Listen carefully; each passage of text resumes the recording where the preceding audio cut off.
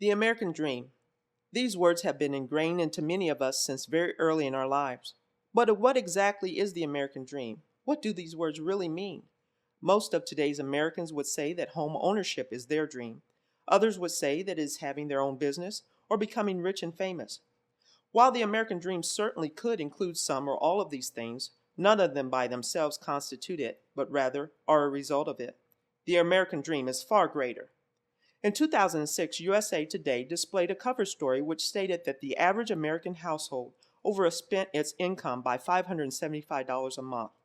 It went on to say that the previous year, American families overspent their household earnings by a total of $41 billion. Today, without exception, every U.S. household is fully aware of the impact of overspending, which has led to several personal hardships like job loss, business failure, home foreclosure, 401k plan reduction, and suffering personal credit scores. So, what has changed in America?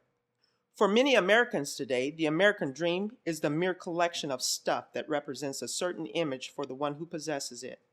But was this the case with former generations?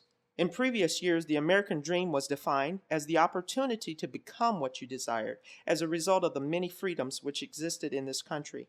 And yes, for most, that opportunity has manifested as home ownership or business ownership. Due to our changing mindset, the transformation of the American dream, from principles of freedom to materialism, has led to financial decisions which have resulted in a loss of what was once the land of opportunity to our current disastrous economic consequences. To better understand what has changed in our nation, let's take a look at Dick and Jane Boomer. Dick and Jane represent the generation born between the years of 1946 and 1964. By the time Dick and Jane Boomer were married, they bought their first home, both received good educations and secured good jobs, had two of their three children, a family dog named Spot, and were 10 years into their 40-year journey to retirement. The Boomers made some wise decisions early in life. They invested in an inheritance they had received as the down payment on their new home, and they budgeted wisely to manage their mortgage payment. All of this financial wisdom came from following the example of their parents and grandparents as they witnessed them pursuing their American dream. Unfortunately, something went wrong with the Boomer family story. They did not live happily ever after. The Boomers thought they were living their American dream. Dick got a promotion and Jane received a raise. They had worked hard on paying off their house and had not purchased anything extravagant. Then, due to real estate appreciation, their neighborhood home values were increasing more rapidly than their incomes, and their monthly mortgage payments were now decreasing based upon their amortization schedule. Life was indeed good. So in his curiosity, Dick decided to find a mortgage broker and see if they qualified for refinancing. He happened to find one in the strip mall where they shopped for groceries.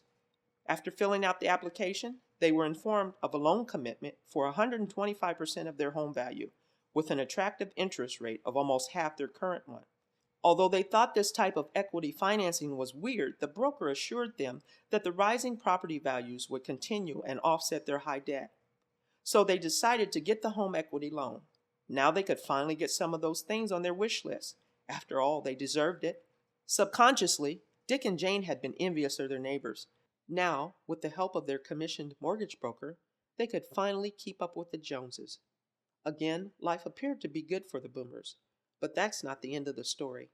A few years later, it was now time for the oldest two children to enter college, and Ivy League universities were under consideration. So the Boomers agreed to once again examine refinancing their house, and once again they had cashed in. Soon after this, Dick was called into the office for his annual review, only to find out his company had been bought by a company in China, and every employee was being issued a pink slip. Later that year, they received some more life-altering news. Jane had been diagnosed with cancer, and Dick's insurance had expired. He hadn't secured a new job yet, and Jane's insurance was insufficient to handle the treatment costs. They now had no other choice but to sacrifice their retirement condo in order to pay the bills. By this time, they exhausted their savings to get Jane through surgery and radiation therapy, and they had already defaulted on their 9 credit cards. They had nothing to fall back on. The Boomers were now in jeopardy of falling behind on their mortgage payments and saw no options available to them other than selling their cherished home. Unfortunately, when the realtor showed up to list their house, they found out that in being preoccupied with Jane's cancer, they missed the housing bubble burst. Their house had depreciated to nearly half its value in a buyer's market. Financially, the boomers were upside down and were soon receiving foreclosure documents in the mail. The bank loan personnel were unwilling and unable to help them, and their broker had long vanished. We can see several things that the boomers could have done to better their financial position. While Dick and Jane were busy pursuing their American dream, not only did they fail to learn from the example set before them by their parents and grandparents, but they set a poor example for their children to follow. So now their children are mimicking the poor financial principles and practices they witnessed. We call the knowledge of these principles and practices financial literacy. As far as we have come in today's technology, believe it or not, America still lacks in a major component of its educational systems. Since we cannot solve our problems with the same thinking we used when we created them, Americans need a definite change in our mindset. At EES, we believe that mastering financial literacy must become a graduation requirement for every high school senior in order for the American mindset to become transformed. Robert Kiyosaki states that we need two school systems in America, one for employees and one for entrepreneurs. This has possibly become most evident in the fact that many students are no longer being challenged by our public schools, as well as the uncertain debt load that many college graduates carry. Something must change. Financial literacy has to become a necessity. However, some things yet prevent it from becoming a reality. One thing that prevents the certainty of teaching financial literacy in public schools is the fact that most teachers report feeling underqualified to teach economics and personal finance. There's a call for the certain need for financial literacy instruction today, and EES is committed to answering it. However, we believe this will require the collaboration of many experienced professionals submitting resources that can be compiled, edited, and disseminated online. Our vision is also to provide supplemental resources and information to those teachers who feel inadequate in this area so that financial literacy can be taught in the classroom. EES recognizes that people must, as a prerequisite, master the essential personal financial literacy skills before taking on any risk-taking endeavor. This is why our curriculum has proven to be so beneficial. Our core concepts are fitting to a wide range of students. While the individual learning modules currently have been adapted to fit a target audience ranging from students in grades 9 through 12, we see the greater vision of offering financial literacy curricula to grades K through 12 in the future. Future plans also include access to a vibrant online learning community that enables participants and facilitators to share their knowledge and experience with other students and educators within their own communities as well as others globally. The modular format can be easily modified to meet a variety of delivery schedules, from an intensive boot camp style program to a 2-semester capstone course, and can be delivered in a traditional, blended, or virtual classroom. So how do you take a boring and confusing subject and effectively teach it? The answer is make it simple. Teach it in pictures.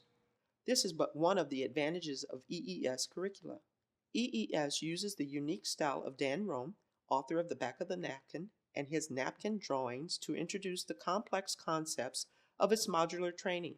In addition to these drawings, the authors have adopted a tool titled the Entrepreneur's Resources Triangle.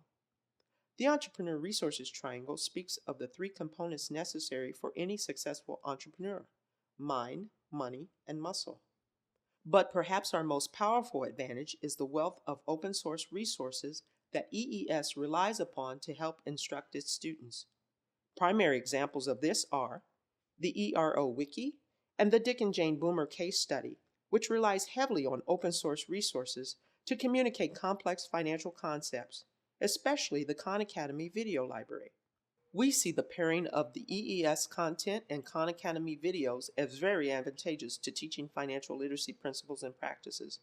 We believe Khan Academy's commitment to positioning itself ahead of the curve in preparation for the Common Core curriculum standards provides a unique opportunity for EES to introduce financial literacy as a required subject under the mathematics modeling section of the Common Core map, and would welcome the opportunity to become Khan Academy content specialist for this very topic.